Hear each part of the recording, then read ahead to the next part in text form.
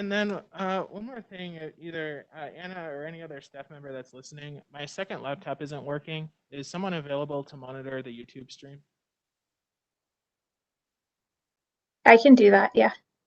Okay, thanks. It'll be, that one runs like a little, like 30 seconds behind reality. So just keep that aware, but maybe just have it up and then like check the volume every few minutes or something. That'd be great. Okay.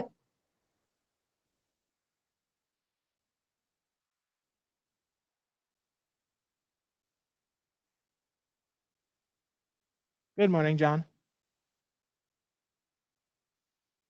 Good morning. John? Morning. Is that Rick? Yes, sir. How are you, Rick? Very good. Very well. Sorry we missed our date in December. I'm getting That's together. all right. We'll get it. We'll get it done. I loved your comment about hire new pilots. That was funny.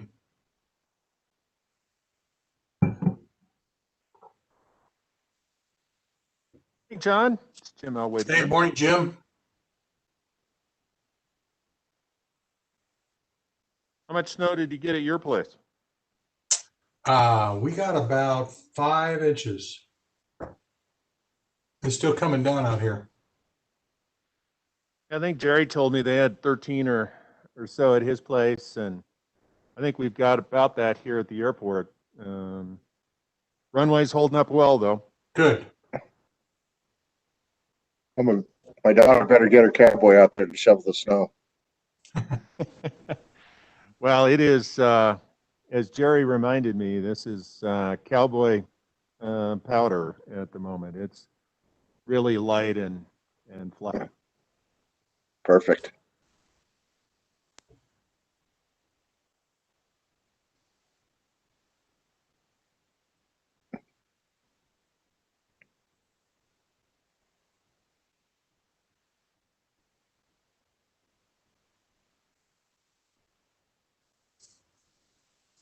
Rick, are you and G going to be back in the summer? We will. I've got a fishing trip going through there in early June, and we'll start in Jackson, then we'll work our way over to Idaho. And but I'll definitely, once the vaccine, once I get vaccinated, I'll probably make a trip back. Just Yeah.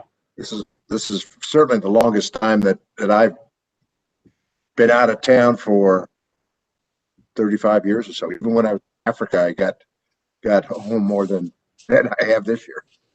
Well, I think that the 80 plus age group is eligible now for the vaccinations. Just want to let you know that. Well, you got about 10 years on that for me. But anyway, no, I'm all scheduled here. So we've got our supply increasing and everything else. So appointment, and I'm ready to go. Good, good.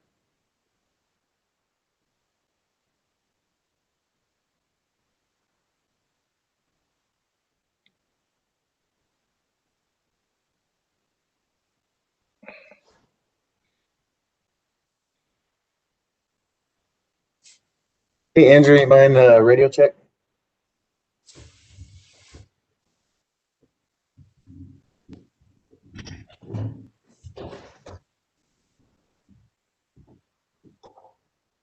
Did you hear me back? You're loud and clear. Okay, perfect. Thanks.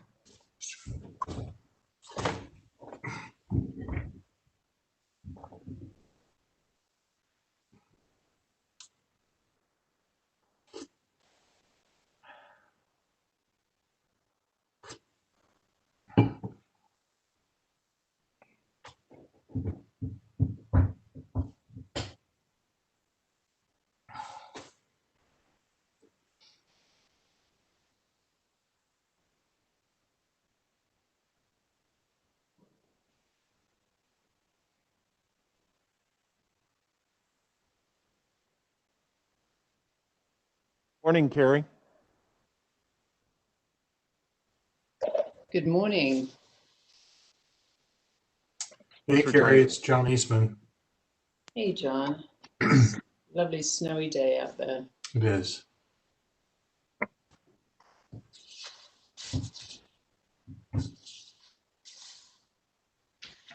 We've been sending a lot of thoughts your way, Carrie, over the last few days out here from the refuge. Just want you to know we're thinking about you. Oh, I appreciate it, John. It's just like everything happens so quickly. It's hard to believe. Yeah. Morning, John. Morning, Carrie. Morning, Jerry. Good morning. You know, I always, as I look out the window, I always wondered why we never had a January meeting, and now I know why. Rick, you can laugh because you're not sitting here in a snowstorm. Yeah, I've done my fair share of shoveling though. I know you have. There's about 13 inches on my deck this morning. Yeah, we're in close proximity, so I probably have about the same. Yeah, I'm sure you do.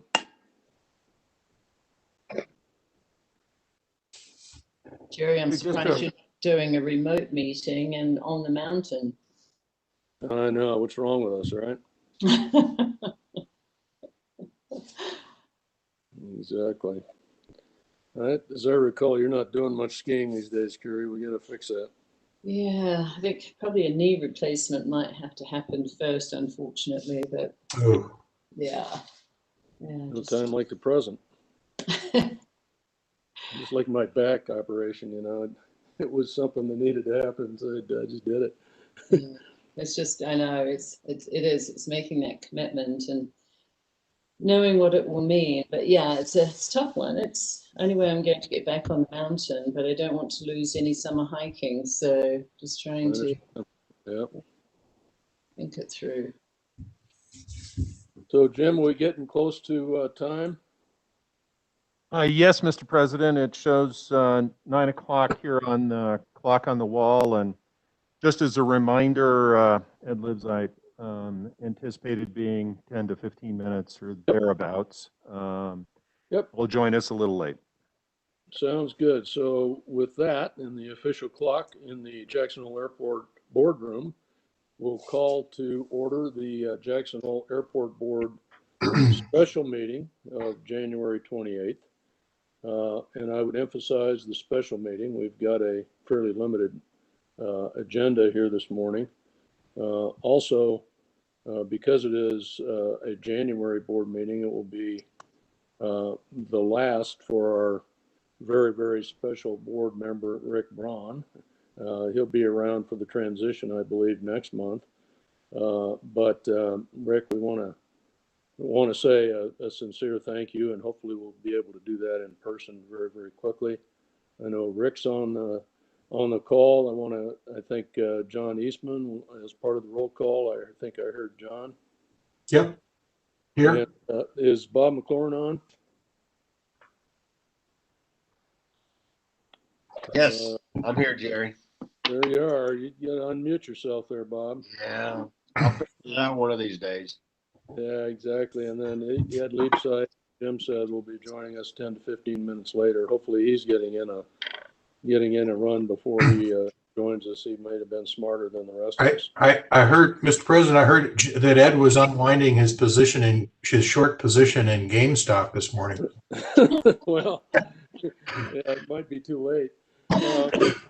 And with that, I know, I believe we've also got our incoming new member.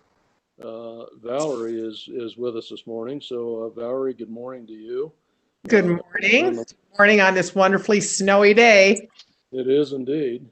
And we look forward to having you on the board as of next month as well. And appreciate your digging in as you have, particularly on some of the capital items, and forward to your input there. And with that, Jim, I think with that dispensed of, I think we'll move forward to the action items. And if I may, I'd like to lead off with the first item here, which is a tribute to our, and this is hard for all of us. And before I do actually read the resolution, I want to call on Carrie for a few words, but I really want to honor what is a truly great American, a great Wyoming leader, and as importantly, a friend. And Hank Coe passed away. It just seems like a month ago, but it was just a week ago today. And before I read the resolution and share some of our deeper thoughts and his least professional side of things, I'd like to call on his wife, Carrie Cooper, who is one of our own and has been with us for so long and provided so much leadership herself in JHR and other organizations in support of our community. Carrie? Thanks, Jerry, and thank you to the airport board members for taking the time to recognise Hank. It has been. I have to say, I was working last Tuesday and Wednesday, and you know, I was talking with his son about the situation of COVID up in Montana and something about the Democratic governor, and Hank very quickly corrected me and told me it was a Republican governor coming in, so everything would be fine. He just, you know, as most of you know, he was just such an amazing advocate for air service. He looked at the Jackson Hole Air Program and just wanted to take that, out from our state, and then worked really, really hard to find state dollars to make sure that air service was a priority. He felt that it was an important piece for tourism, but also for business around the state. If we were ever going to have opportunities beyond tourism, we needed to have connectivity. I'm sorry. It's okay, Carrie. So he would be very proud to receive this acknowledgement from the airport board. He, you know, just cared so much. So thank you. Well, thank you, Carrie, and we understand the emotion attached to this. Just looking at his picture here on the screen is bringing back some unbelievable memories. For what I said, is a great gentleman. So I think with no further comments, I'd like to, and I understand HR was going to try to make it with us, but is unable to do so. I'd like to read resolution number 2021-01 of the Jackson Hole Airport Board. A tribute to Senator Henry Hank Coe. Jackson Hole Airport Board, the board, a body corporate organized under the laws of Wyoming, an open meeting, and on motion duly made, seconded, and adopted coming up, finds and resolves as follows. Whereas Senator Hank Coe served 32 years in the Wyoming legislature, dedicating himself to serving Wyoming residents as Senate Vice President, Majority Floor Leader, and President. And whereas sitting as chair of the Air Transportation Liaison Committee, among many other committees that work to support economic development and business aid, and also education, I might add.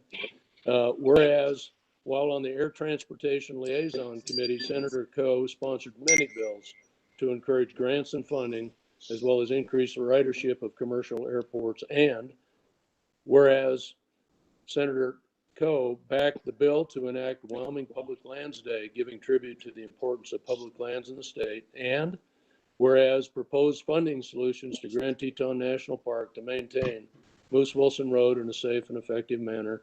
And whereas Senator Coe's legacy will be felt in Wyoming as his work with the state's Hathaway Scholarship continues on. The program provides millions of dollars worth of scholarships to Wyoming students each year. Now, therefore, be it resolved that the Jackson Hole Airport Board of Directors does hereby pay homage to Senator Henry Hank Coe for his years of dedication to support the growth of air transportation in Wyoming, as well as a dedication to the education of Wyoming residents. The Jackson Hole Airport Board hereby recognize him as a friend of the Jackson Hole Airport and sincerely thank him for his service. Upon motion duly made and seconded, the foregoing resolution was adopted today, January 28th. I am certainly would entertain a motion in support of the resolution. Still moving. Who was that? I'm sorry. That was Ed. Ed, you're on. Thanks Yes, for sir. joining us. Good morning. Do I have a second? Rick, second. Second, Rick. Anybody like to share any of their personal thoughts on our friend? I unfortunately didn't know Hank, to my loss. Sounds like he was quite a gentleman. He was indeed, and in the, call it the making of the soup or whatever you call it in the legislature, Hank was able to steer through that in such an amazing leadership way, while providing due kind of, I would say, diligence for all sides of an argument in any one circumstance, but providing that leadership that everybody looked to in the process. Yeah, this is Ed, and I would just, my interaction with Hank really started at the Jackson Hole Rendezvous, our fall event, and met Hank there, I think really, excuse me, through Eli, and just found Hank to have such a strong commitment to air service in Wyoming, obviously support for Jackson Hole, and was always such the ultimate gentleman in discussions, conversation, and willing to listen, and just became someone who I enjoyed meeting with, that I spent time with, and just like everyone, just feel so sorry that with his loss, because it truly is a loss for all of us, and carry our hearts and prayers and love go to you here. Thank you, Ed. Anybody else? Well, this is John. I just wanted to, I know Carrie longer than I knew Hank, but the chances I had to meet Hank, he was such a presence. He was such a gentle presence, and the minister at my father's service, Hank actually physically reminds me a lot of my dad, said that he was a prince of a man. And I don't, for some reason, I think that should apply to Hank. He was a prince of a guy, and we all send Carrie our love and prayers. Thanks, John. Well, Jerry, I knew him from the legislature mostly, and I can tell you we're day 2 into the legislature and we miss him already. He was the leader. He'd been the president of the Senate, but he was one of the bulls that sat on the back rows that called the shots in the Senate. But he was like John said, he was a prince of a man. He was very civil, even when you disagreed with him. And he had a warm spot for Jackson Hole in the Capitol, and we don't have a lot of friends down there. He's definitely going to be missed in the Wyoming legislature. He will indeed, and the great. I guess if you look through to this great man, and there's so many stories, Carrie, and I'm sure you've heard so many of them, and you know this better than anybody. But when we'd have the rendezvous or the following Air Service Committee meetings, where all of the airlines would be present. Hank would definitely be working the Cody piece. He, you loved air service generally, but he was always working for the benefit of his own airport there in Cody, and God bless him for that. He did it in such a congenial way, but said, "Well, remember Cody." And I'll always remember that.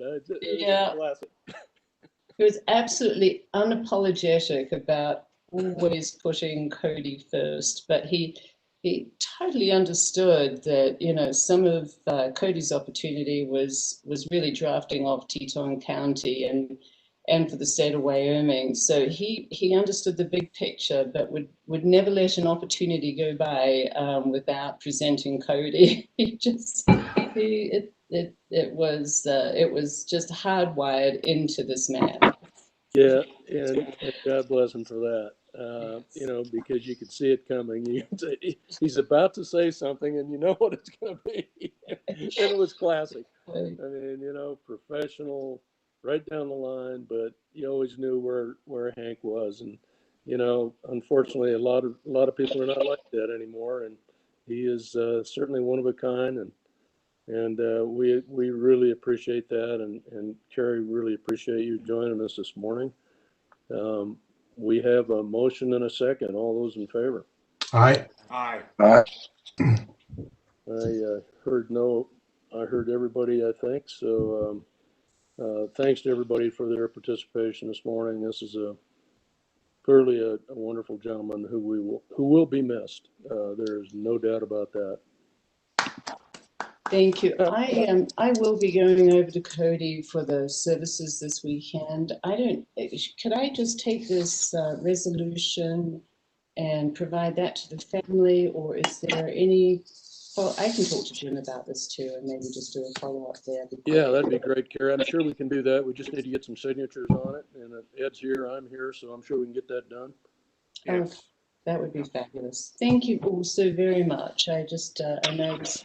Carrie. Okay. And Thank send you. that to our friends at Cody. Will do. All right. Take care. Thank you. Carrie. With that, Jim, do you want to lead us into the YDOT grant acceptance crack seal project? Yes, Mr. President, thank you very much. I also want to just add a note about Senator Coe, as a person who got to know him a little bit as I was in the state originally back in the late 80s and early 90s. I just want to echo what everyone else said. He's a prince of a man, a gentleman. Even when he disagreed with you, he always treated you with respect and listened intently. So leadership like that doesn't come along as often as you want it to, and he was truly a champion of all of that. Indeed. As you mentioned, Jerry, the next item for consideration by the board is a Wyoming Department of Transportation grant acceptance for some airfield maintenance. And then right after that will be a seal coat and markings agreement with J-Aviation. They're both somewhat intertwined, and we're fortunate to have Dustin Hobble, our Assistant Director of Aviation for Operations, available to walk you through it. Good morning, Dustin. Good job getting those out this morning. Thanks. Good morning, board. Jim, thanks for the introduction.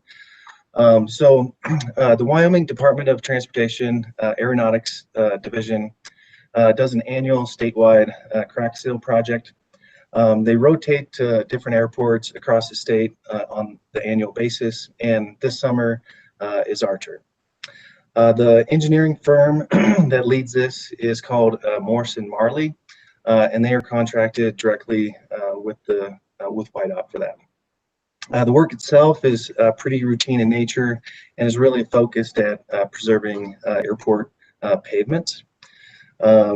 Morrison Marley was out here last fall and did an inspection, which is what developed this particular scope of work. It will not be for the runway or taxiway or other asphalt areas. It's really focused on our concrete aprons. And the work is anticipated to happen here in the spring, or early summer, depending on temperatures and weather as we coordinate.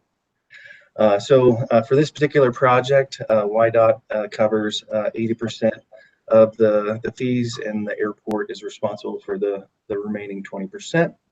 The total anticipated project cost is just under $170,000, which would equate to roughly $34,000 for the airport board. Happy to answer any questions, but staff recommends approval.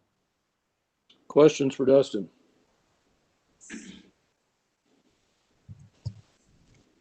Just a quick one. Do we have this already allocated in the budget?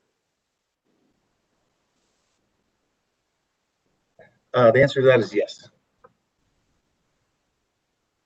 Move to approve. Was that John or is that Ed? That was it. Sorry. I need to read the motion, I guess, right?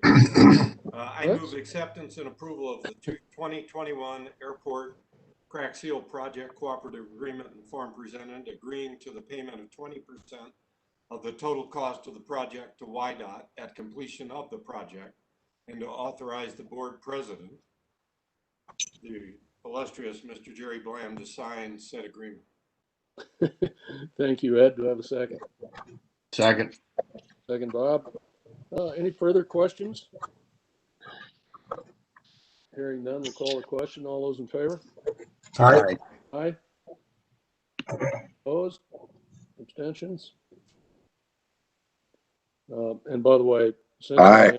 I am on aeronautics, I have asked the folks at YDOT, and they see no conflicts here at all. So I did therefore vote in the affirmative. Motion passes. Jim, as you said, you get the second item, which is related. I can continue on that as Jim. Sorry.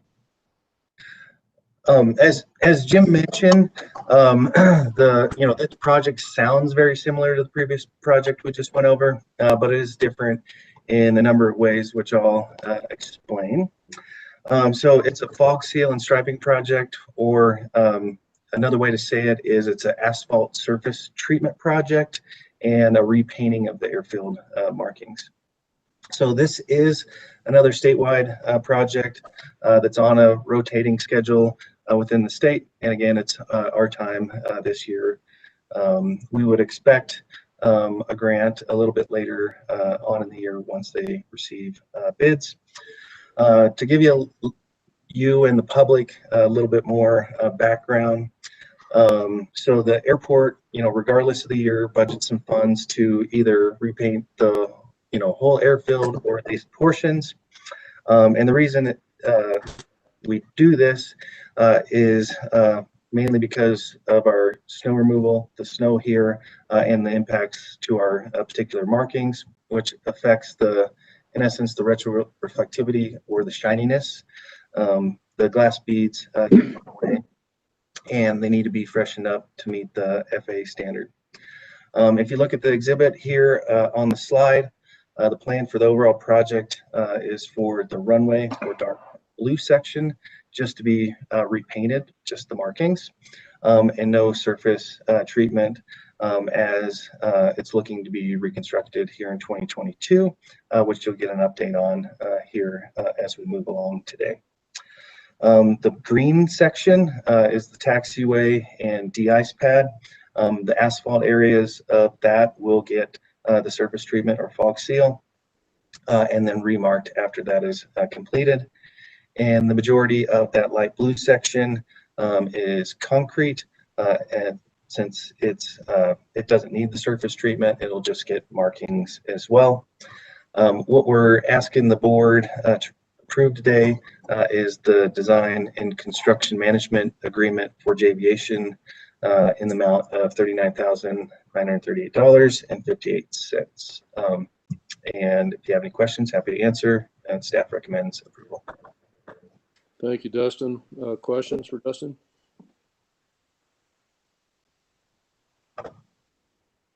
Hearing none, I'll entertain a motion. I had one question. Sorry, Jerry, I was muted, and that is this, I assume this is in the budget as well. Is that true? Dustin, has this been budgeted? Correct. Both cases. All right. Would somebody like to offer that motion? I'd like to move, excuse me, this is John, Mr. President. I'd like to move that we approve the 11th Amendment to the JViation. I move approval of the 11th Amendment to the On-Call Engineering Services, excuse me, agreement. Hey, Rick. Go ahead. That's fine. Go ahead. Okay. Rick, it seems like there may be a delay on your side. So maybe just give a little more time in between. John was already starting, but go ahead and finish. Go ahead and finish, Rick. Yes, sir.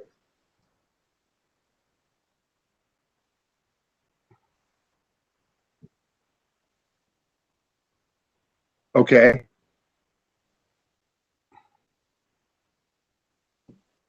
Go ahead, Rick. okay.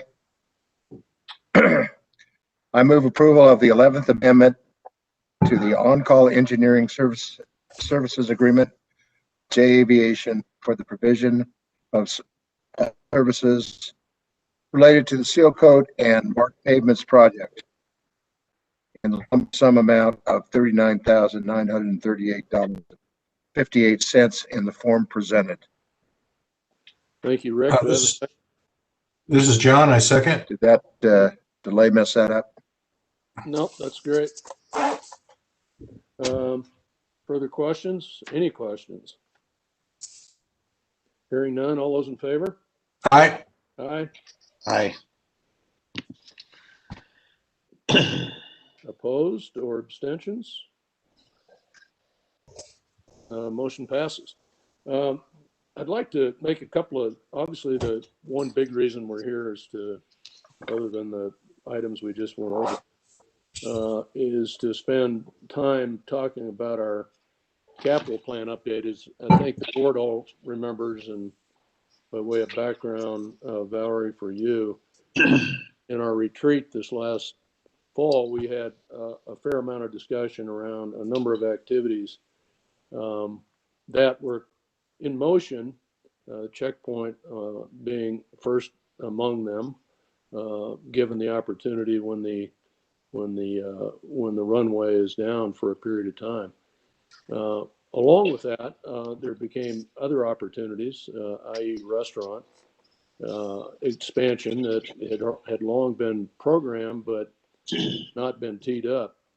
And I would encourage everybody that we haven't yet done the full financial analysis on all of these projects before we dive in.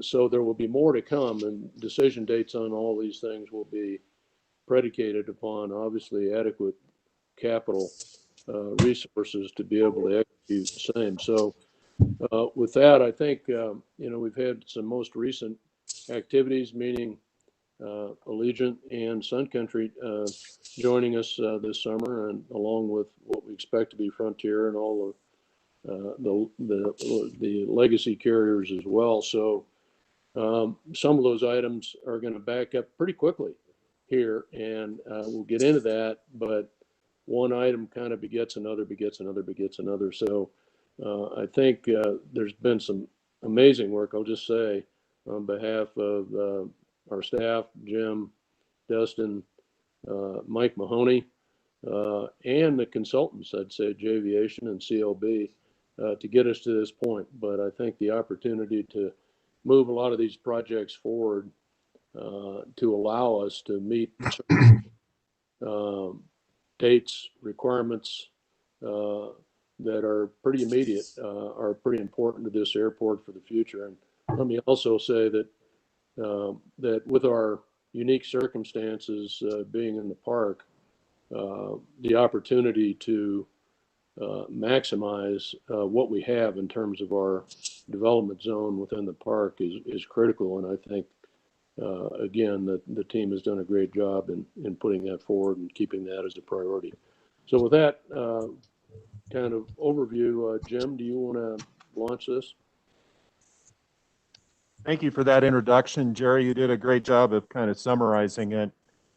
Today's discussion is really focused around getting feedback from the board on the work that's been done to date, and to hear your questions, thoughts. And when we get to the end, we would like to kind of summarize and make sure things are what you want us to move forward on, have ready for further financial and ultimately bringing design agreements forward if that's the desire of the board. We're going to cover a lot of ground. I'm going to turn it over to Mike Mahoney from KLJ here in just a moment. Mike's going to kind of tell you about the moving parts and how this jigsaw really does fit together. And thank you, Jerry, for the acknowledgement of the really strong work that's been done by a lot of folks to kind of pull these pieces together. In some cases, if we're going to pull off and execute the plan as will be presented to you, we'll need to move pretty quickly. And I think Mike will probably also speak to that as well. But anyway, without a lot of further delay, I'd like to introduce Mike Mahoney, who's functioning as owner's rep on our projects. And you are very familiar with Mike. He's been integral to a number of capital projects across this airport over the last decade. And we're really pleased that he's participating to help us coordinate these. So good morning, Mike. Thanks, Jim. But don't you want to start with Paul on the runway? Of course. Thank you for that correction. My apologies to the group. We thought we would open with some discussion about the runway reconstruction, since that's such a key project, and I'd like to kind of walk you through that. We're still in the final stages of determining the actual number of days the runway will be closed, so please take the numbers you see in front of you to be approximate. And we'll go with introducing Paul Fiore, who's the project manager from J'Aviation on this project, and he can give you a most recent update on what we've been working on these last months. Thank you, Jim. Mr. President, members of the board, appreciate the opportunity to give you an update this morning on the runway project. I believe the last update we had was November 4th, and since that time we've continued to refine the project with input and coordination with the FAA. Primarily the refinements that we've done involve the proposed schedules of work of construction related to the runway project, with the aim of having one schedule of work related to the runway 119 reconstruction and separate schedules of work for the proposed reconstruction of the connector taxiways.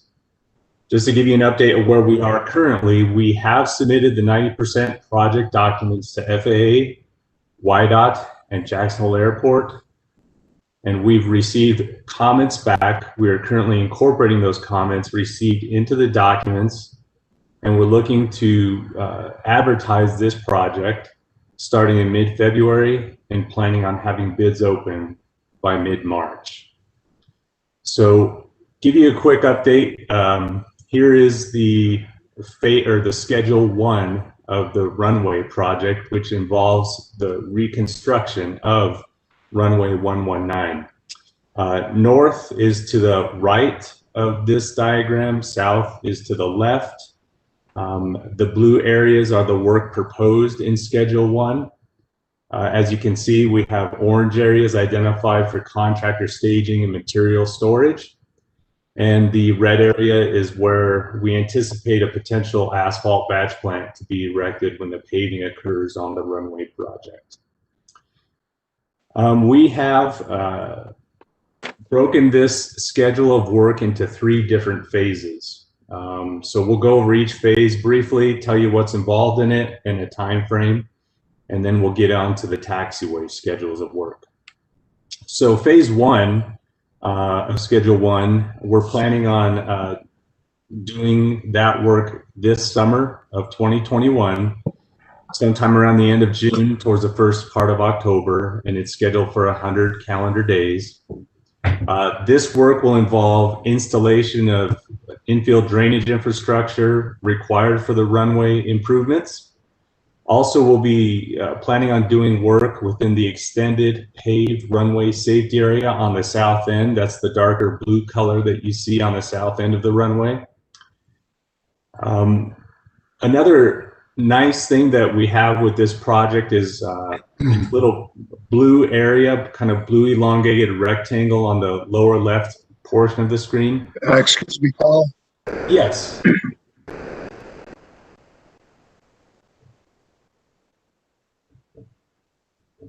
Go ahead, Rick.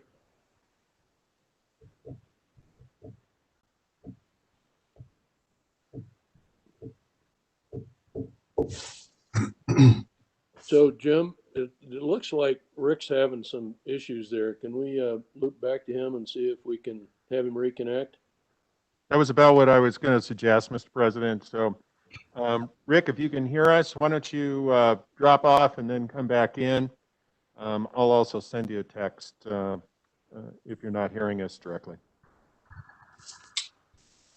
Mr. President, this is John. While we're stopped here, I have a question for Paul on phase one. I'm sure there's a reasonable answer for this, but how do we reconstruct the safety paved area without closing the runway? Thank you for that question, John. That's a good question. So we are planning on not reconstructing that extended paved safety area. It's going to be a rehabilitation. So much like was done in the past on the runway, we'll be milling and resurfacing that area because it is fairly new pavement. It's the newest pavement on the runway portion.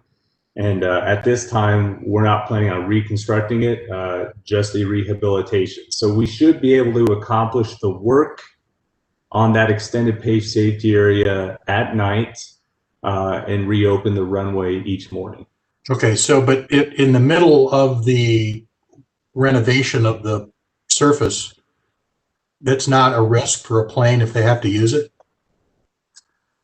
We should, John, be able to go ahead and keep that area open because the milling and the paving should be able to be accomplished fairly quickly. So I believe in the past for runway projects, they've milled and paved back. And so that's what we'll probably do on this piece is we'll mill and pave back and reopen the runway. So there's no real risk to aircraft.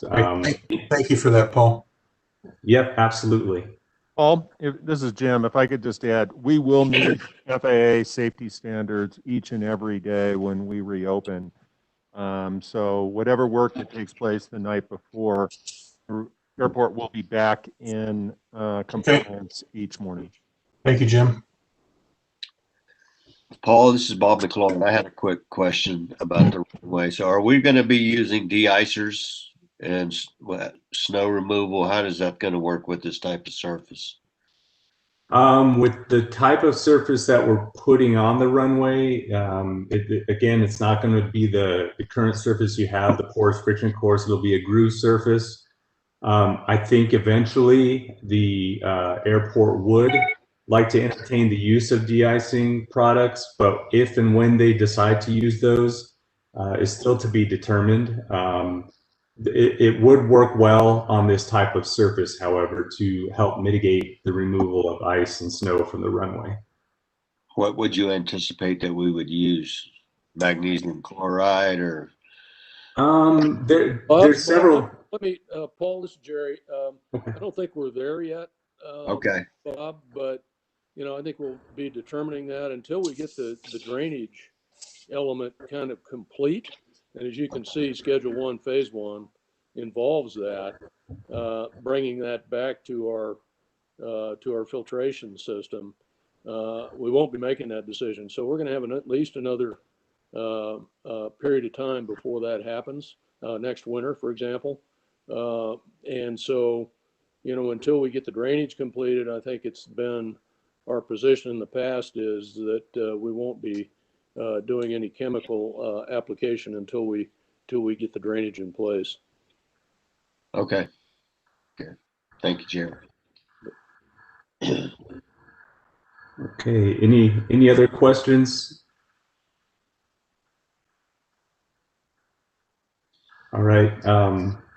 Shall I continue, Mr. President?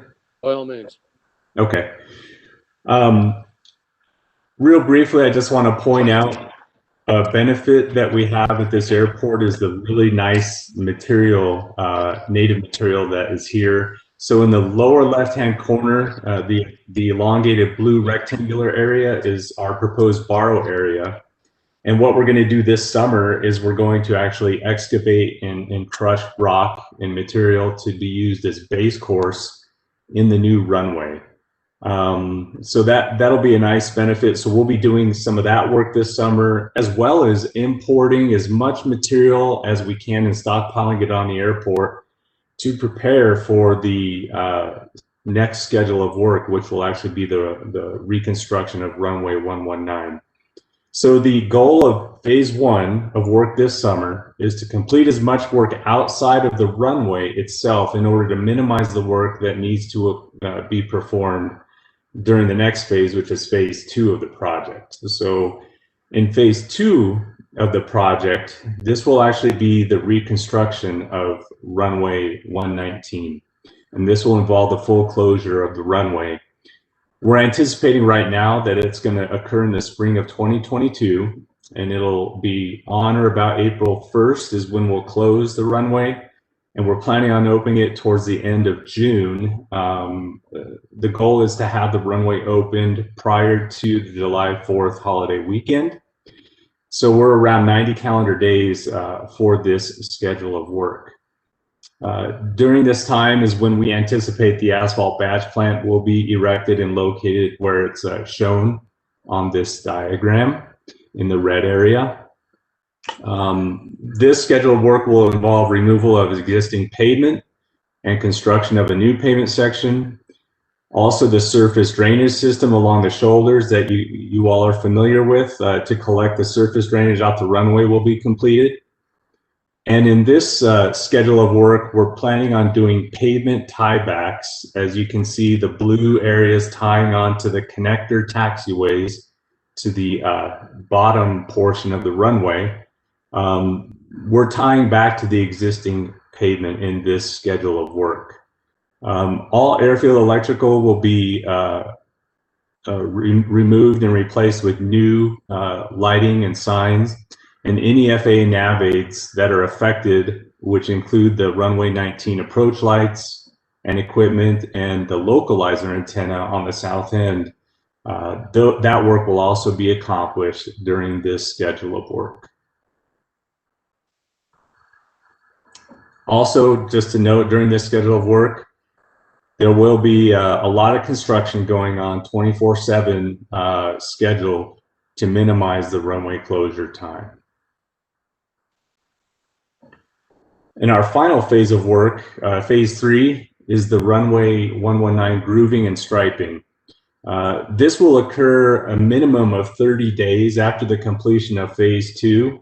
The reason why is that asphalt actually needs time to cure out before we groove it, so that we get the nice clean edges for the grooves. And also it allows the surface to cure out so that when we apply the final striping, it doesn't soak into the new pavement. So that'll be done sometime around July, the end of July, with a conclusion around the end of August. And we got about 30 calendar days for this phase of work. And this work will be done at night in order to, during the voluntary closure, in order to avoid impacts to the airport and airline operations. So that is basically schedule 1 of our proposal, and that completes the runway 119 reconstruction. All this is Ed. I have a question, if I may. Absolutely.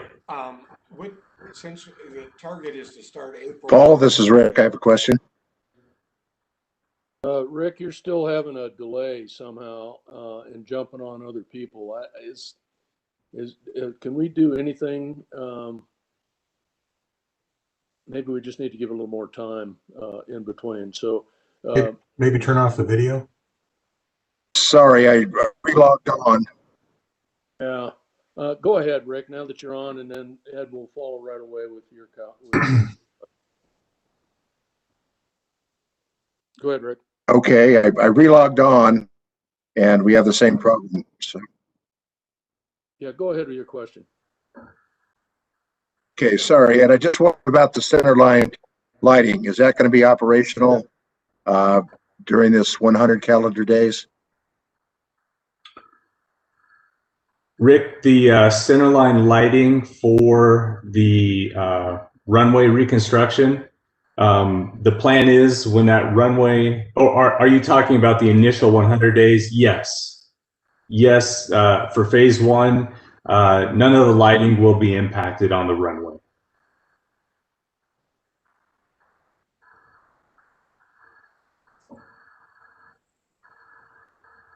Okay. Mr. Chairman, may I jump in my question? By all means, Ed, go ahead. Thank you. Paul, what I was going to ask is we've got this targeted for April 1, 2022. We all know that sometimes April can be can still be winter. Does planning the work that you're going to be doing, weather have any impact at this stage, or is it mostly pulling up asphalt and that, and really something that can be done regardless of the weather conditions? Yeah, very good question, Ed. So the work that'll start off with this runway project will primarily be demolition work. And that's going to take several weeks to demo out the existing pavements and the lights and signs and everything associated with the existing runway. So we're anticipating that the major work of replacing the runway pavement section will likely start sometime in May. So that gives us a little bit of time to kind of push that out until the weather starts to warm up.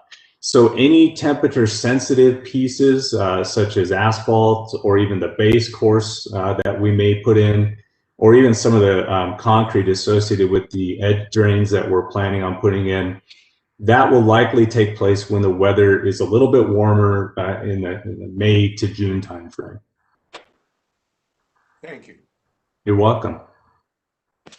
Mr. President, this is Valerie Brown. May I ask a question? Sure.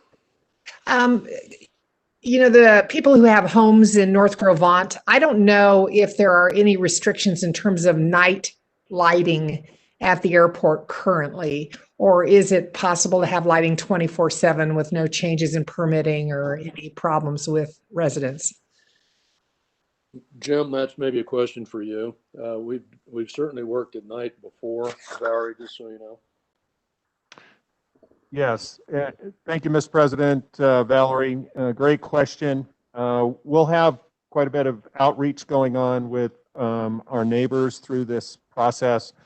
We'll also look to minimize the amount of lighting that and noise, for that matter, however we might be able to as we move through this project. And so we're very respectful of the fact that this can and most likely will be impactful to some of our neighbors along the way.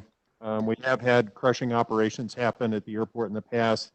We've had night operations go in the past, as well as asphalt batch plant work. So we'll be sure and share that information, and our contractor will be directed to minimize the impacts however we might be able to. Thank you. So, Paul, just if you don't hear a question, please proceed with your discussion here. Okay, thank you, Mr. President. So let's go ahead and move on to the next slide. So this next slide really shows the schedules of work for our proposed connector taxiway reconstruction. We are not doing any work on the parallel taxiway A, which kind of runs parallel to the runway to the west or to the east of it. The connector taxiways were primarily looking at doing work on during the runway project would be taxiway Alpha 4 on the north end of the runway, highlighted in green. And that's Schedule 2 work. Taxiway Alpha 1 on the south end of the runway, highlighted in that cayenne color, and that's Schedule 3 work. And then Taxiway Alpha 2 highlighted in purple, and that would be Schedule 4 work. Out of these taxiways, Taxiway Alpha 4 and Alpha 1 are the most critical taxiways and are proposed for full reconstruction from the runway to parallel taxiway Alpha, as the majority of commercial aircraft and larger GA aircraft use these taxiways to enter and exit the runway to maximize takeoff and landing distance. Taxiway Alpha 2 would be reconstructed from the runway out past the runway safety area, but would not fully extend to taxiway Alpha, with the idea that the remainder of taxiway Alpha 2 and connector taxiway Alpha 3 would be reconstructed during a future project with the taxiway Alpha rehabilitation. And real quick, Paul, this is Jerry. The reason we're separating those is more because of how they're being financed. Is that right? That's exactly right, Jerry. You know, the FAA right now, you know, their priority is to get the runway done. We're looking at adding these to the project because there is a chance that there is currently enough money in the grants to award one or more of these schedules. And there's always the chance that the FAA may get additional funding that they can allocate towards these schedules of work. Thank you. Yep, absolutely. And so the key to being in position to take advantage of that additional funding is to have bids in hand. And so that's why we're including these schedules of work in the project, is so that when we bid this project out, we have bids in hand for each of these schedules of work. And if money is available or becomes available from the FAA, we can award these projects, and the FAA is supportive of that. So each of these schedules of work basically is, you can look at it as a standalone project. If none of these schedules of work get awarded, it's not going to affect the completion of the runway 119 reconstruction. However, if they do get awarded, whatever schedules of work are awarded on the taxiway connectors, this work will also be completed along with the runway during that 2022 closure when the runway is being reconstructed, in order to minimize, again, the impacts on airport operations and airline operations. So that's a quick update of how these schedules have been broken out. And any questions, I'll be glad to answer. Questions for Paul?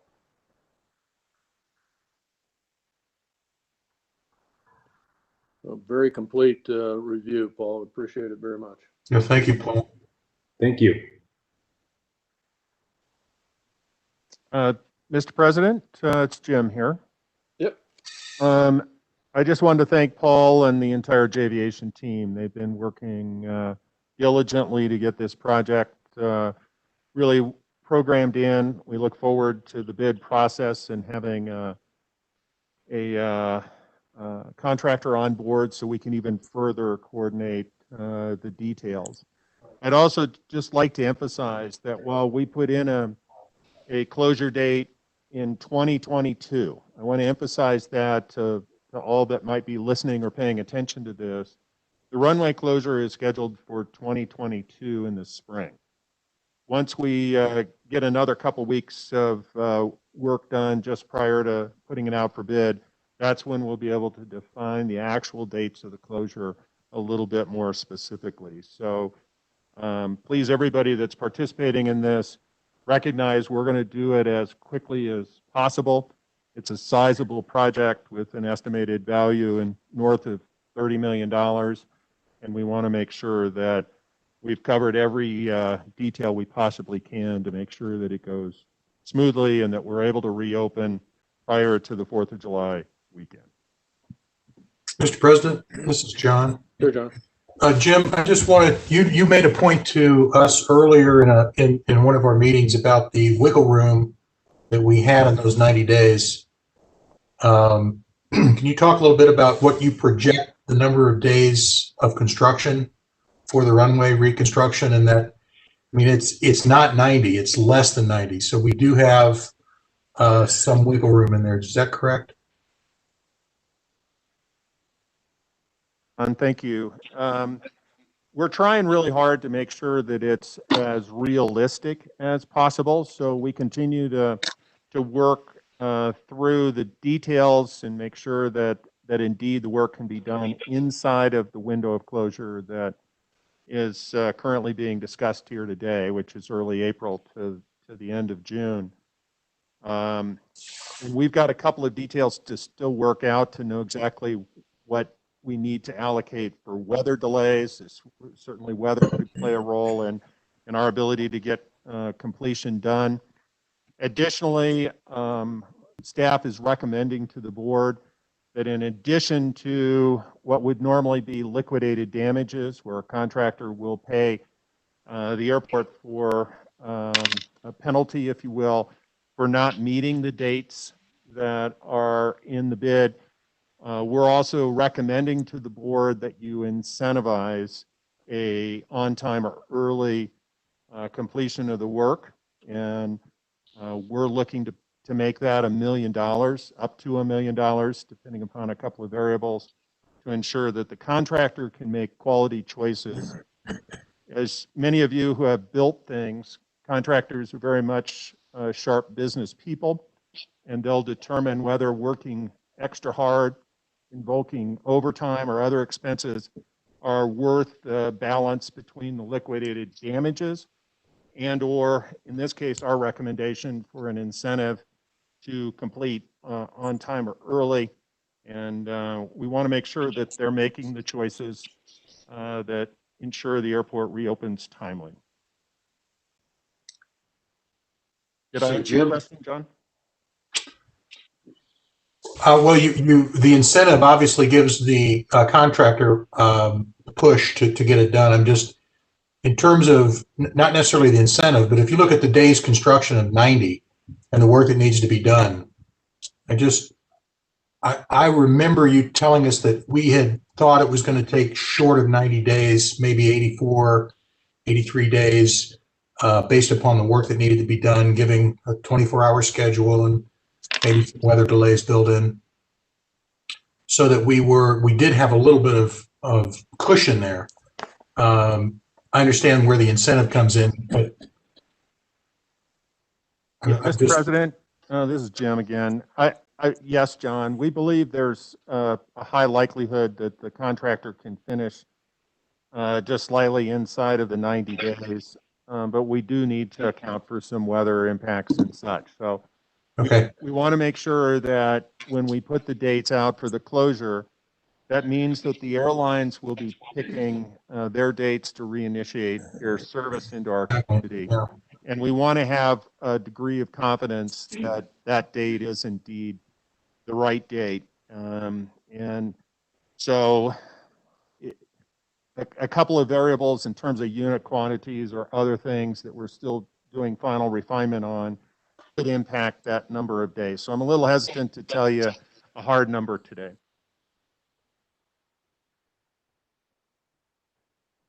You get a contractor, it's going to be hard to nail that down specifically, but that's when the negotiations begin. And I know, Bob, you had a question there.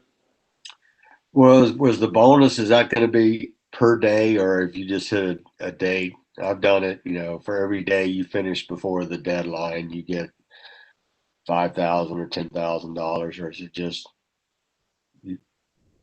wondering how that was structured? Mr. President, Bob, it will have a stepped, so there'll be a day incentive, and that accumulation would add up to a total of $1 million possible. Okay, thank you. And just real quick, Jim, I know this is something that you're working with the FAA on, just so everybody's clear that obviously our financing is coming through FAA, and I'm sure they've dealt with these kinds of things in the past, correct? They certainly have. The FAA has to approve our liquidated damage amount, so we're working through those final details regarding the LDs. The incentive currently is not a federally eligible expense, and so that would be an airport board incurred financial obligation. However, there was a bill introduced yesterday in the House that would make that those incentive eligible. So we're going to root for that bill to be successful in the current congressional session. Thank you. Mr. President, this is Ed. I have a question, if I may. Fred. Jim, the date now that Paul talked about starting is April 1. Is that now a firm date for closing the airport and beginning the project? Mr. President, Ed, no. We just wanted to put those dates out. You know, our phone rings pretty routinely after we do one of these briefings on the runway. So I want to emphasize that the closure will be in 2022. We deliberately put on or about April 1st because we're still trying to refine that actual closure date. I think it'll actually probably most likely fall somewhere between April 4th and April 9th. But for today's discussion, we just wanted to be a little more general, and we'll announce those hard dates here in the next 3 weeks. Jim, would I be correct in saying that probably you'll work backwards, that if you want the project finished by June 27th, you'll give yourself enough days to make that happen? You know, Mr. President, Ed, that's correct. And certainly, if you stare at, and all of us who live and care about this place know the weather is more iffy in April than it is in, you know, later in the May, June timeline. So we'll need to adjust that April date. We'd very much like to accommodate the spring break travelers there in April who might be leaving our community. And of course, that's heavily influenced by locals that are traveling to wherever that their destination might be. We'd like to be able to get them back home after that spring break window. But you're exactly right. We need to be open by June 27th, and that's our core objective. Okay, thanks.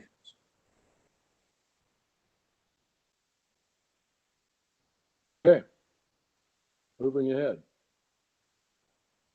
Thank you, Mr. President, Board. I was already jumping ahead, so forgive me for that earlier moment. Now it's time to kind of turn over to the terminal projects. I think, Mr. President, you described it very well.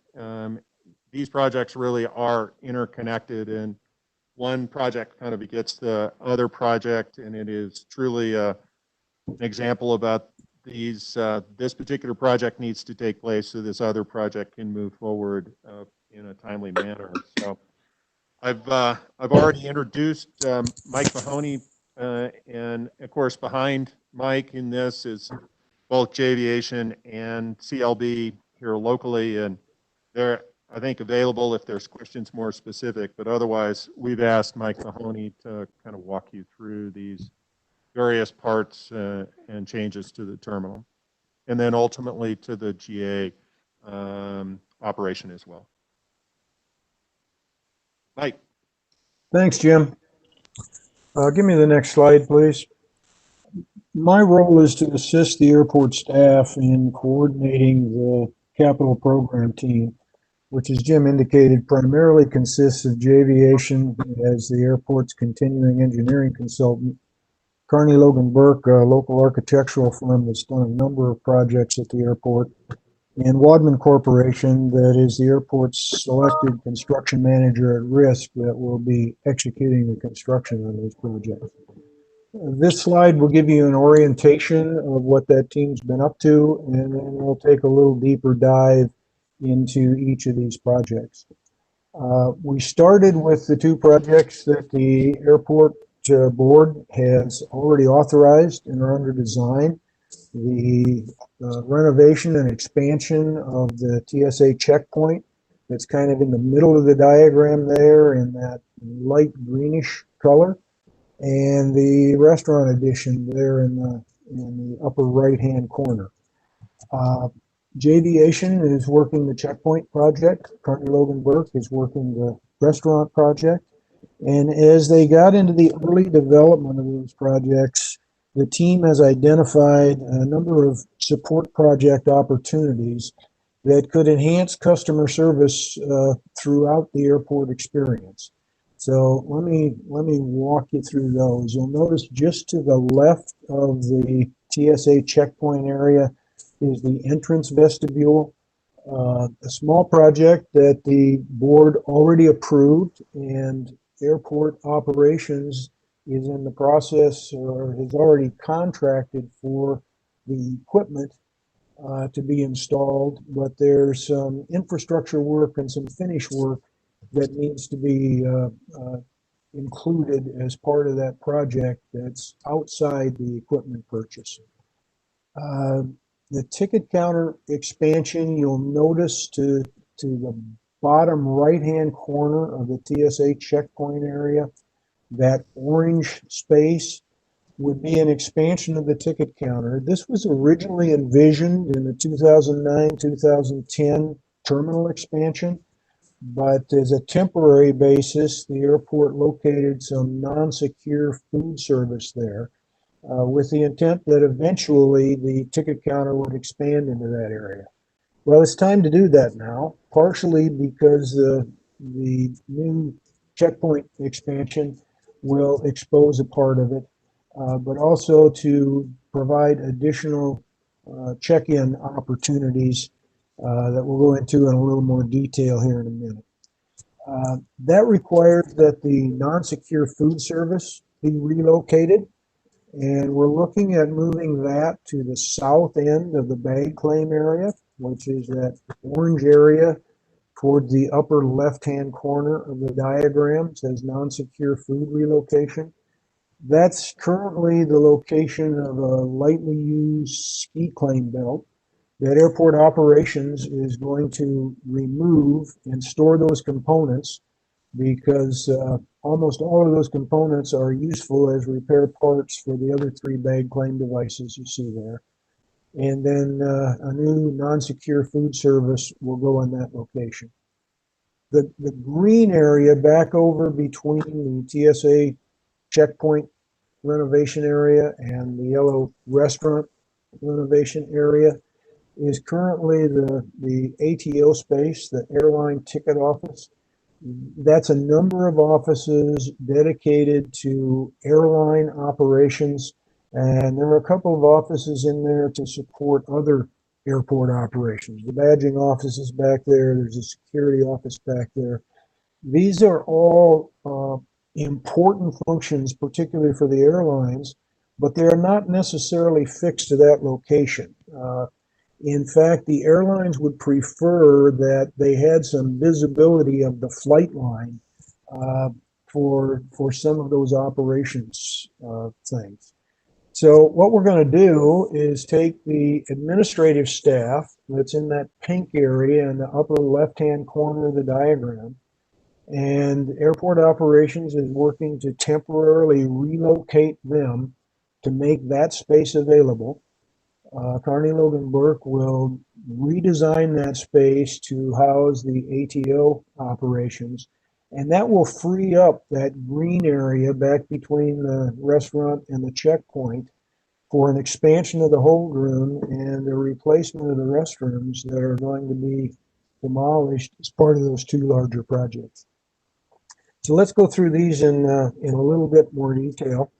Go to the next slide, please. This shows the Jviation's current configuration for the future TSA screening area.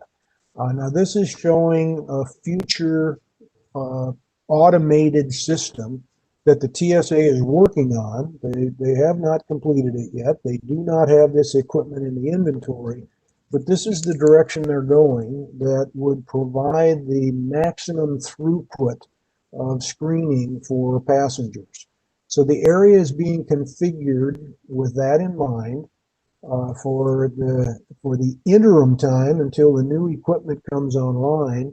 The current equipment can be used in this configuration and continue to function as the TSA security checkpoint. Note that toward the top of the screen, the old, what they call the American hold room, that bump out on the west side of the airport, is being squared off to provide about 1,000 additional square feet of hold room space. This area expands the current screening area to the north or to the right of this diagram and dislocates the existing south restrooms in in the hold room. So those restrooms currently sit there where it says remote screening area and TA supervisor's office. So those restrooms are going to have to be replaced to make this work. Although it doesn't show real well on this diagram, at the bottom of this page, the existing non-secure food service would sit in front of the first lanes going into the new screening area. So that's another argument as to why we need to move the non-secure food service at this point. So this Javiation is working on the design of this project. The target has to be for this work to be completed during the runway shutdown. And this is a complete demolition of that area and a rebuild with a higher ceiling, clear spans to offer the maximum flexibility within that space for future configuration of the TSA screening. Next slide, please. This is that entrance vestibule from the apron that everyone arriving on aircraft come through. The authorized project is to put automated clearing equipment in there that prevents people from flowing from the non-secure area onto the air side, but allows a pretty much free flow of people coming off the aircraft to move through there. As I mentioned earlier, Airport Operations has already contracted for the equipment that goes into the existing vestibule, but there are some changes that have to be made to the space, to the utilities, the infrastructure, and also to verify that we maintain the code required egress capacity through that space. And Wadman Corporation will be assisting with coordinating that. Javiation is designing those utility improvements. Next slide, please. Carney Logan Burke, working on the restaurant. Hey, Mike. Mike. Yeah, yes, Jerry. Second, I know this is a lot to consume, and I know the board has diligently poured over the plans that they got in advance as part of the package, but maybe we could just pause here for a second before you jump into the restaurant and gate expansion, which includes some restrooms and that kind of thing. Any questions at all right now? Mr. President, it's Jim. While those questions are being potentially formulated by the board, I just would like to share that this shows 6 fully automated lanes, and many of you who have traveled have noticed that at some airports there are security screening equipment that has the bins that return back to the front. We're not currently programmed to get that equipment in the short term, but these improvements will accommodate that type of equipment, and we want to maintain the maximum flexibility for changes in TSA equipment over the next 10 or more years. And so I just wanted to make sure everybody understands. We probably will stay with something similar on the reopening on June 27th that we've seen historically here, but this gives the ability to adapt to changing conditions. Yep. So that's really the focus of this. And as a reminder, the next generation of TSA equipment, it's really pushing this project forward, is that the height of that new TSA supplied equipment is taller than our existing structure can accommodate, coupled with a lot of support structure in that area really limits our ability to adapt to future conditions. Yeah. Questions from the board? Jerry, this is Rick. Is my audio now in real time? I have no idea, Rick. You're on. Okay, good. There was no delay. I went off the internet and got back on, so I think I won't be a nuisance anymore. Terrific. Thank you. All right, Mike, if we're not hearing questions. Let's. Actually, Mr. President, Yeah, John. yeah, I wanted just to make a point here. We're looking at a lot of different projects going forward from this on this terminal expansion, terminal reconstruction. But I think it's really important for us to understand that the critical piece that needs to get done during the runway closure is this blue square that we're looking at. Yep. So we have to be completely confident that when that runway is closed, this gets done. And everything else that we're going to be talking about, and Jim or Mike Mahoney, correct me if I'm wrong, but everything else we're going to be talking about, other than this security blue square, can be worked on after the 90-day window. Would that be a fair statement? John, yes, with the exception that we're going to have to make sure we've got restrooms available in the hold room. Okay, so then there's another component to that, but I just want for the boards, there's a lot of stuff going on here. This 90-day window, the critical 90 days is to get this security done. And to Jim, if I may ask you again about this TSA equipment. So the equipment we currently have goes away, and then June 27th, we have new equipment, but that's not going to be the equipment ultimately that's going to populate this space. Are there any issues with that order of that temporary equipment or the installation of it that we should know about? Yeah, Mr. President, John, actually what will happen is the existing equipment will go into storage for the transition window. Got it. The stuff that's in place at this moment will then come back on June 27th. Great. However, just as a point of note, all of the equipment is owned by the TSA. Okay. Our staff does the screening functions, but the equipment is TSA. So we'll be ultimately dependent upon when the TSA decides when we're going to upgrade our equipment. No, this I get gives that. us. Yeah. Okay. Just want to make sure we're on the same. Yeah, no, that's good. I appreciate that. Well, I was really hopeful that you were going to say we were storing it and not moving it off property and hoping we're going to get another order in. So that gives me a lot of comfort there. Thank you.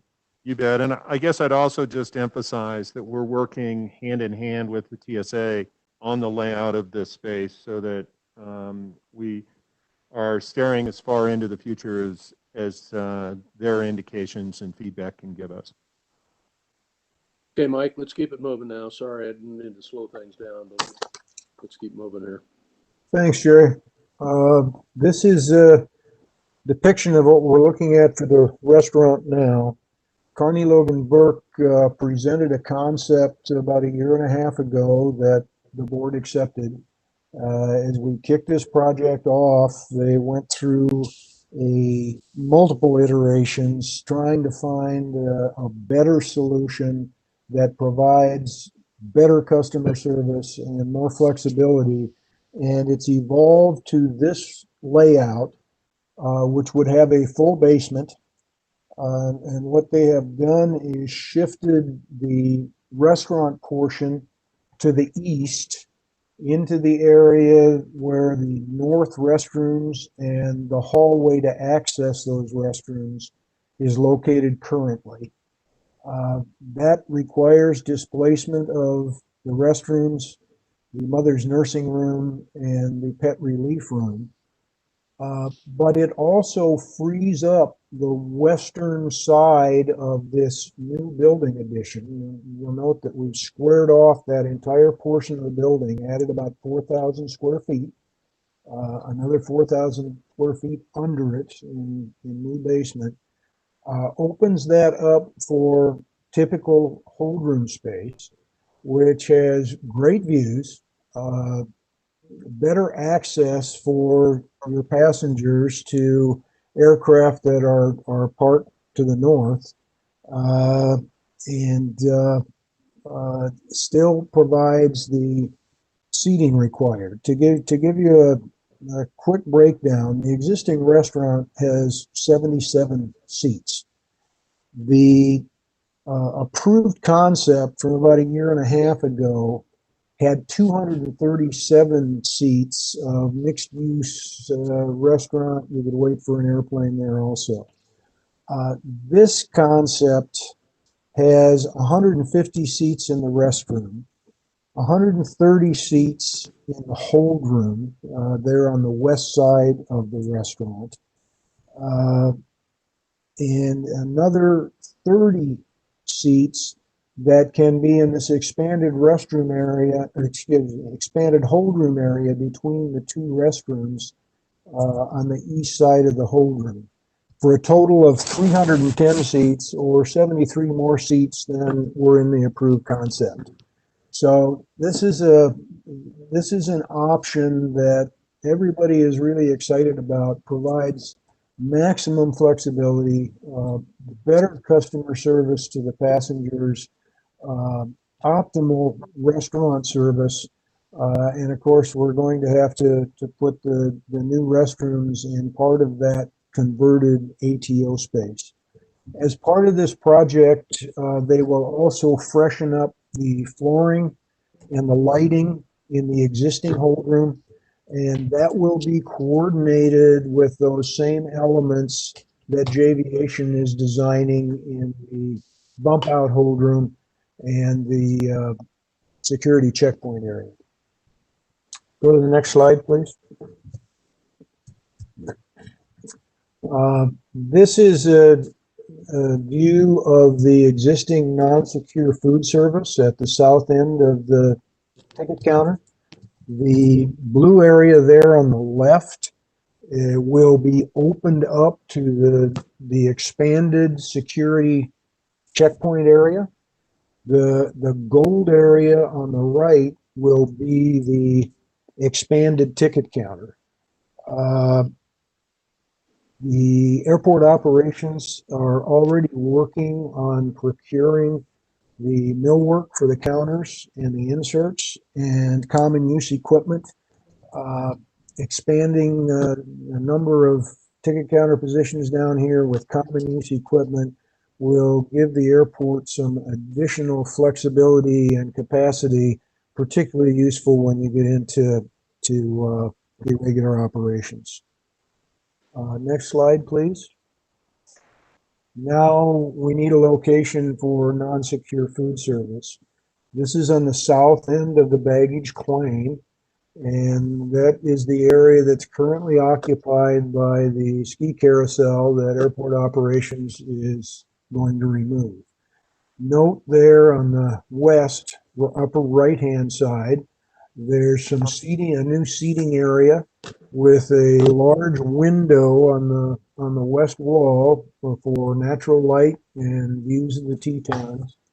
A smaller configured grab and go food service area. And Carney Logan Burke designing this is going to look at some additional options, like possibly investigating grab and go unattended service or automated checkout, which would allow longer hours of food service with less staffing required by the concessionaire. So a win for everybody. Better food service on the non-secure side over a longer period of time, and less cost to the vendor to try to provide. Real quick, let me just interject. That space is basically underutilized space right now. That was for our ski carousel. It didn't work. So for those of you that aren't aware, primarily Valerie in this case. Okay, thanks, Jim. Next slide, please. This notes the move of the ATO operations into the admin space. The airport staff is working on finding temporary locations for the existing administrative staff. Eventually, the airport administration will be housed in the future FBO terminal upstairs and in the future fire station and snow removal equipment building. but we need to find a temporary location for them. Then this area will be reconfigured to support the airline operations and the other airport operations that are currently in that ATO space behind the ticket counter. Carney Logan Burke is bringing on Miller Dunwoody as a sub-consultant to do this. Miller Dunwoody's had a lot of experience bedding down airlines at numerous airports around the country. So they'll provide some of that technical expertise to make sure we get all of the communications and utilities done right so that the airlines don't have any glitches in this relocation. Next slide, please. This is a very compressed timeline noting when we'd like to get these projects done. Note that these projects are interrelated and several of them are time dependent upon each other. We're trying to get those customer service enhancements, to get the restrooms in place, to get the ATO relocated, to get the food service in the new location, to get the ticket counters done this year, to be able to clear the decks, as Jerry indicated, to be able to focus on that TSA screening project, which absolutely has to be done while the runway is closed. I want to be very clear that the restaurant expansion is a significantly larger project with the full basement going in. It's going to require, I'm guessing, about a 9-month closure, and we will be working with the vendor to provide a temporary food service, kind of like we did back in 2009, 2010 for the terminal expansion when we relocated the restaurant then. What I'd like to do now is transition out of the terminal down to the south end of the airport. And Mike, yep. Mike, there's a lot there. So it might be a good time to pause again just to, and maybe go back to the original slide that shows all the projects kind of in one area and make sure everybody is kind of, it's breathtaking really to see as many projects that are all tied together. But I think that project timeline that you indicated shows that when we transition, we're in the middle of the start on a couple of these projects on the food service relocation, the ticket counter expansion right away, and then trying to figure out the whole admin space to allow the next ATO transition. So there's a lot there. So maybe we keep these high level. I know, as you can see, there's been a lot of work. So questions from the board?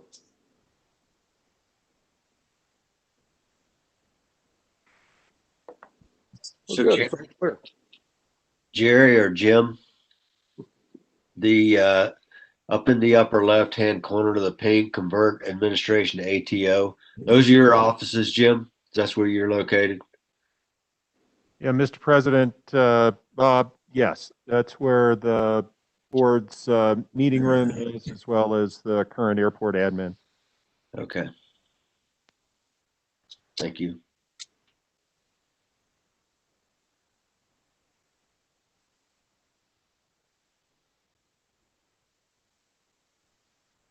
Anybody else? A full plate.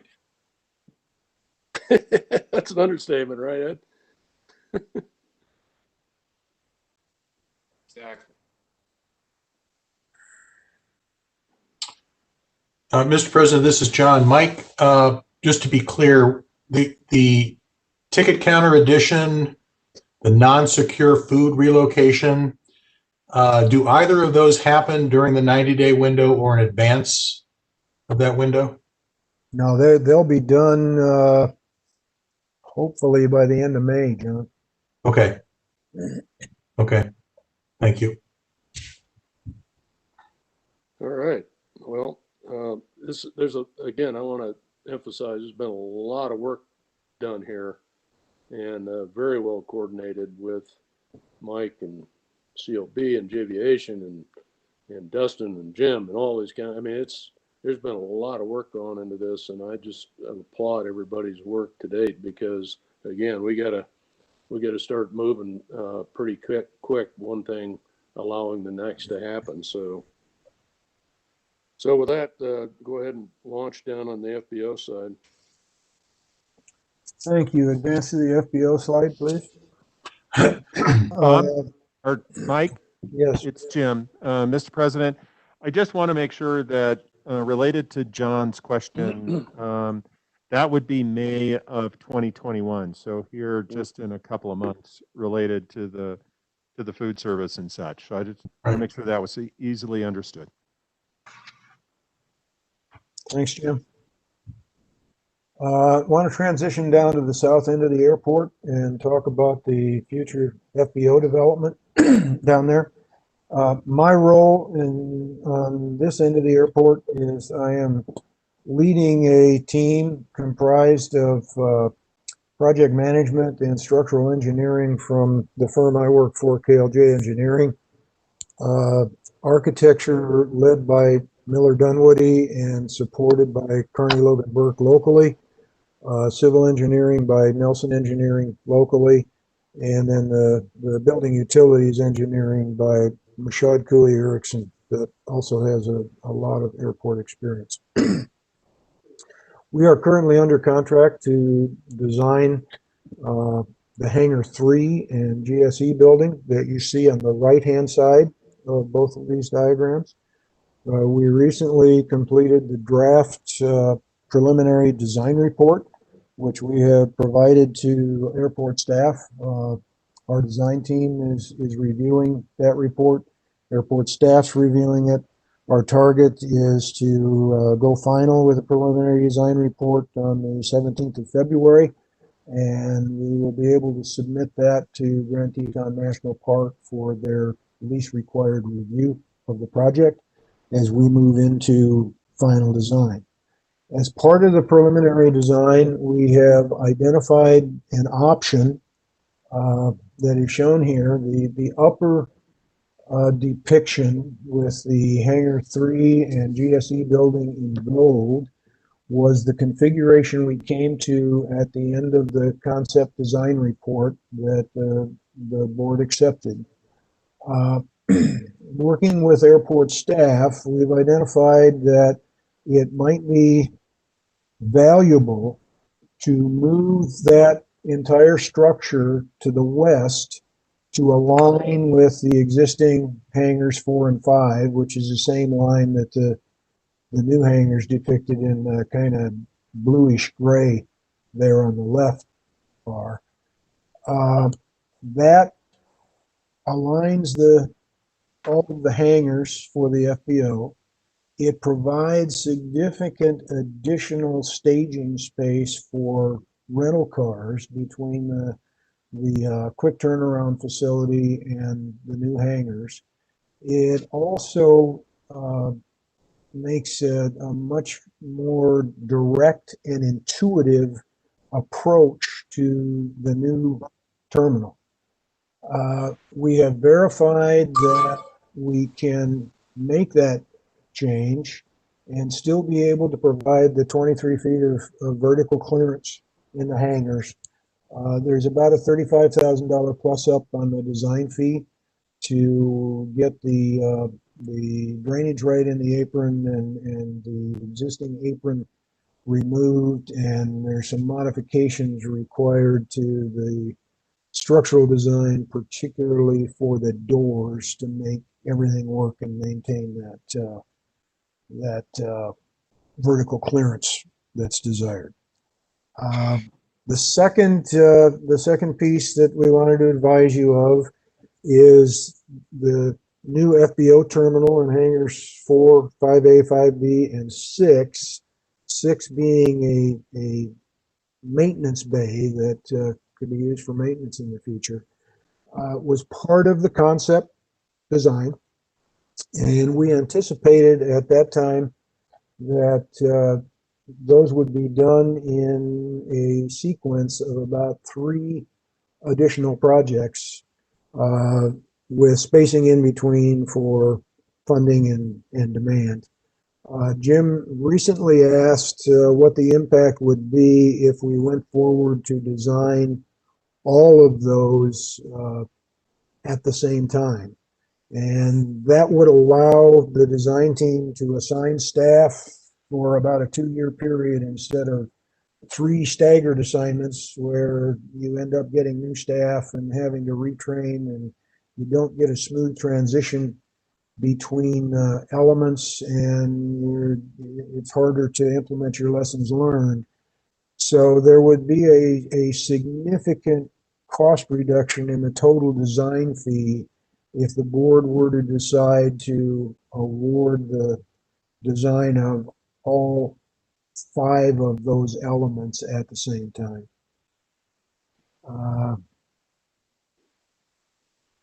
In conclusion, what we're showing you is all really value driven. It came from a focus of customer service back in the terminal on your commercial airline passengers, and how the airport capital plan can best support them in the future. And then down here in the FBO area, as to how the changes to the capital plan could best affect your GA customers. Note again, as Jerry just pointed out, that the sequencing on these projects is tight and requires almost immediate action if we want to make this thing work. Certainly welcome any questions you have. So, Mike, I'll start off with just wanting something real quick. The concepts that we've done before were the upper most schematic there. And the big change is shifting, as Mike said, the Hangar 3 complex to the west. Obviously, there's trade-offs in anything we do here in the airport, and one is this one happens to be airside negative with the alternative, and landside positive. Do we have any metrics, any numbers, what we're giving up in terms of number of planes? We're going to have a little less space out in front of the hangar complex for 3. But as you said, we gained quite a bit of parking and easier access into the GSE space too, I would assume, as part of this. Yeah, Jerry, that's a pretty good summary. We're moving it, as I recall, about 65 feet. So you are losing some apron capacity there in front, but you look at the new space you have in those hangars. And then you also look at how in the upper configuration there, the squiggly lines on the bottom are where the rental cars have to stage to get into the QTA. And note that anybody going to the future FBO terminal would have to go past all of those dirty rental cars, take a 90-degree right-hand turn after they go through the gate into the FBO, take another 90-degree right-hand turn, take a 90-degree left-hand turn, and another 90-degree left-hand turn to get to the terminal. And it's not intuitive. Obviously, repeat passengers would be able to figure it out, but we really clean it up on the bottom depiction there, where the rental car staging has gone to the west side of the QTA, so it's not as visible to your clientele. And as soon as the FBO customers pass through the park's control gate there, they can take a right-hand turn and see the terminal building, which will be appointed by Carney Logan Burke so that it'll be obvious that's where they need to go, with a direct approach then. It's just much better customer service. Questions? it looks too, Mike, like we're gaining some parking for the rental car companies there. Yes. Yes. So is that all dedicated to the rental car? That'll be the airport's decision. Okay. We've shown it depicted here the way the rental cars typically park down there, nose to tail, cover every Looks space. like we gain a fire lane too, which Well, probably. there's a requirement that, the fire marshal is going to require a fire lane for access to those buildings. So we have shown him in there. We are Okay. going to try to negotiate a single fire lane because you have access on both sides. Okay. But Kathy required that we maintain a 20-foot fire lane on the west side of the QTA. Nelson Engineering and Miller Dunwoody have made some preliminary moves with the authorities having jurisdiction, but we didn't want to go much further with that until we get the board's authorization to actually make the switch. Okay. Thank you. We'll try to eliminate one of them. Mr. President, this is Rick. I have a comment. Sure, Rick, go ahead. Even though we're giving up some apron space and increasing the parking, I don't think that apron space out to the west there is that valuable, because you really couldn't be parking airplanes there because you'd block the entrance to the hangar. So I think it's a pretty elegant solution. Good point.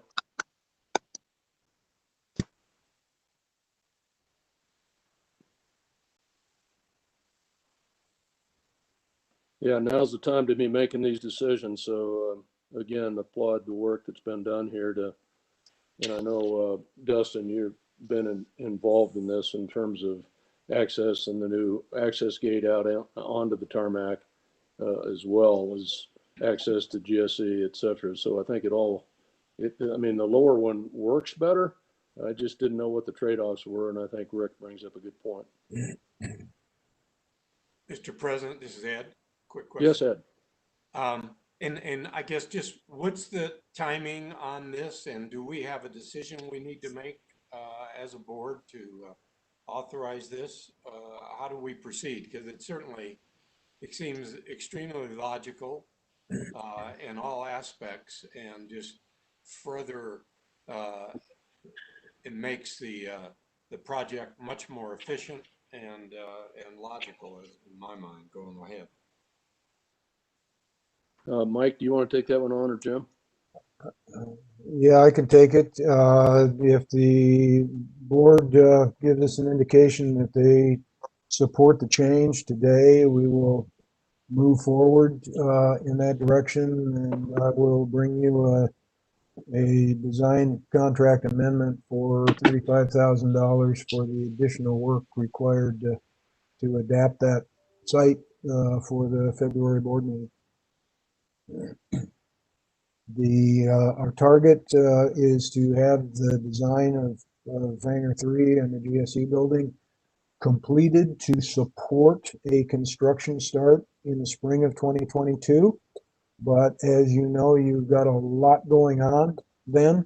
So we're going to have some discussions as to how much construction you can tolerate on the airport at a time, and the local area can support in terms of labor and lodging and subcontracts, and decide exactly when that work should start. All good questions.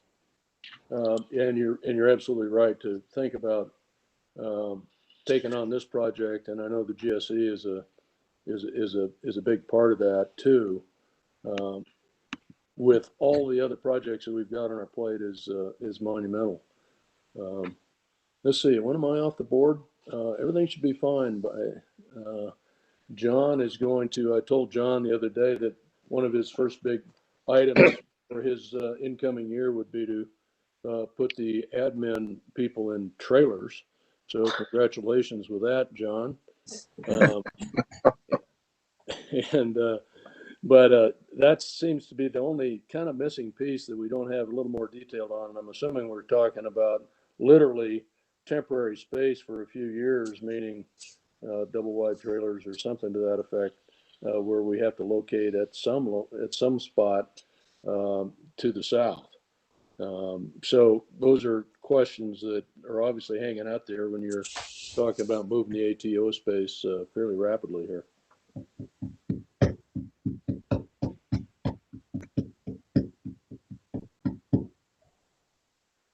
Well, what I'm hearing either is a big sigh of pause of some people going to have to let that sink into their brains a little bit, Mike and Jim, or that there's been such good work, which, you know, having dealt with it all along here, there has been people feeling pretty comfortable, and the incremental decision points along the way, I think, are going to be key to the next steps here. Jerry, this is Ed. I would move that we authorize the additional design work to realign Hangar 3 with Hangars 4, 5, and 6 plan so that we can have that available as an option to approve some date in the near term future. Yeah, and I think that's a great point, Ed, and I think all Mike and Jim were looking for at this meeting was just an indication of a positive, affirmative move there, and they would bring that redesign, if you will, back to us in February. So I think that's all I need at this point. Am I correct there, Mike and Jim? Yes, yes, I'll bring the added scope amendment to the February board meeting. Then hopefully we can have a consensus to do that. I'm certainly in favor. I agree. Bob, did I hear you there? No, I'm good. I'm good with it. So we don't need a motion on this. I don't think so. We do not. This is Jim, Mr. President. If you're okay, I'll step in here. Sure. Yeah, we're in a good place, such as being able to bring these items back to you in targeting the February board meeting. And we've heard you that you are inclined to support the Hangar 3 shift to the west.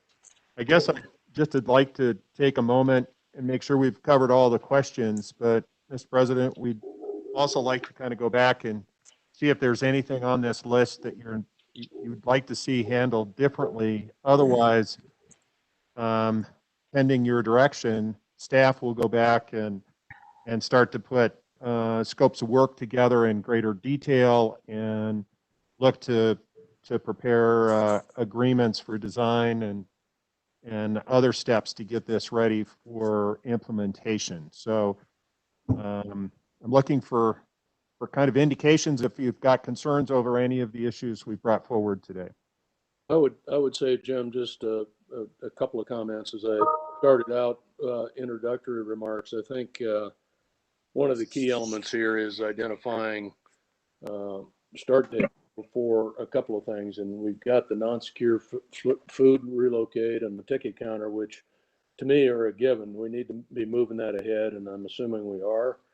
Relocating the admin facilities and relocate ATO to admin from a design standpoint at a minimum, the latter, seems like things that we need to act fairly rapidly on, and I'm in concurrence with that. But I think having the next big items with and go back to what John said, you know, we've got the checkpoint, but there are things related to the checkpoint, meaning the restaurant, and that ties to the restaurant, that all need to be tied together, and it would be helpful to have those decision points maybe identified even with our various board meetings to the board in advance. So kind of on a capital summary, okay, this is what we're committing to at this date, and it's about this number of dollars, and this is where the funding is going to come from. And I think that's really the only missing piece for me. I think the design work has been extraordinary and quick. And I think, as I said earlier, really maximizes our space here, which we're limited on, we all know, and we're talking about long term here, folks. So hopefully everybody's able to absorb all this and see what I think are opportunities here to really take this really master plan concept to the next stage.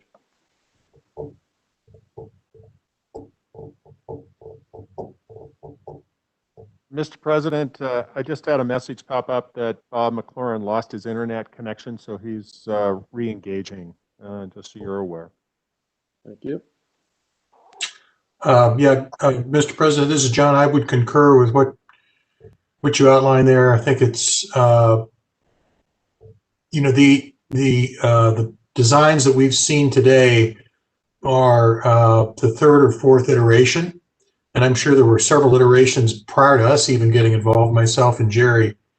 There's been a tremendous amount of work. And I don't know if we went back 6, 7 years ago, we had a kind of a similar puzzle with our fuel farm and our QTA and the timing of that and the funding of that. And, once again, Jim and the staff have stepped up and really distilled a fairly complex workflow here into consumable pieces. I'd like to thank Mike Mahoney as well, include you, Mike, and our staff, certainly the work you've done to help us understand this. And I'm sure glad we've got you on board to help lead us through this. I do think we want to understand the financing and the financial lift that we're about to undertake, and that what percentage of that is really coming from the board, and what percentage of that may or may not be coming from third parties like our federal and state partners. So to Jerry's point, maybe a little bit of a summary just so we kind of understand what that looks like. But other than that, great work. Thank you. Anybody else? I know we've lost Bob here for at least a moment. Well, this is Rick. Just one comment. Integration is a science and an art, and looks like you guys probably have accomplished both here. I think it's very impressive. Well put. Ed, you have any summary comments there? Nothing other than positive. I think I had the opportunity to have an overview on all the changes a week and a half ago, and I think the work has been very, very well executed in terms of presentation, the design, the effort to make everything fit, which has been a little bit like a jigsaw puzzle, it seems, but amazingly it's come together well, and I think we are moving exactly in the right direction. And I love the fact that the big capital projects we're talking about don't start for well over a year, and we're making these decisions now so we can have all the pieces in place before we actually need to execute. Thank you, Ed.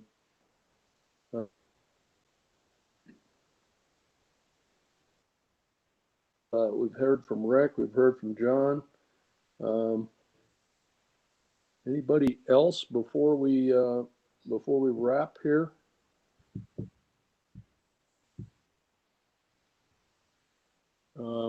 Hearing none.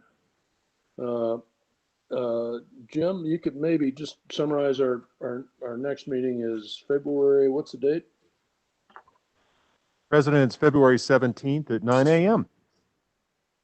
And maybe just to reiterate, I guess we'll do either virtually or in person the shuffling of the chairs that day. And I just want to thank Rick for his service over the last 5 years. You provided a great expertise for hands-on aviation, and your background and experience has been invaluable.